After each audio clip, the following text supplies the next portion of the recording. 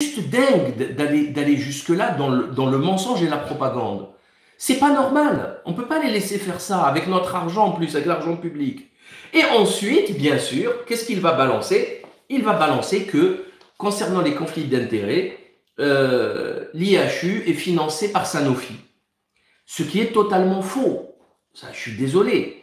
Je rappelle que l'IHU, d'abord, j'en ai déjà parlé ici, c'est une structure de type fondation créée à l'époque par Sarkozy pour faciliter justement les liens entre le privé et le public.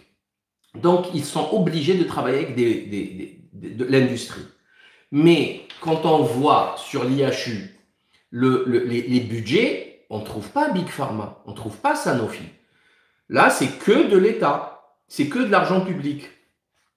OK? Là, c'est que de l'argent public. Que ce soit au niveau des bâtiments ou de l'équipement, à hauteur de 180 millions d'euros, comme je l'avais dit, mais là, c'est un peu moins, puisque ça atteint 110 millions à peu près. Je pense qu'il manque quelques trucs, mais je ne sais pas quoi trop, mais bon. Dans tous les cas, il n'y a pas ici Sanofi. Donc, ils doivent travailler ensemble, je pense clairement, dans des contrats précis pour la recherche, mais ça n'a rien à voir avec, mais absolument rien à voir, parce que c'est encadré juridiquement. Moi, je suis contre, personnellement, je suis contre. Mais c'est encadré et c'est obligé par l'État. C'est l'État qui a obligé, via ces structures, des liaisons avec le privé.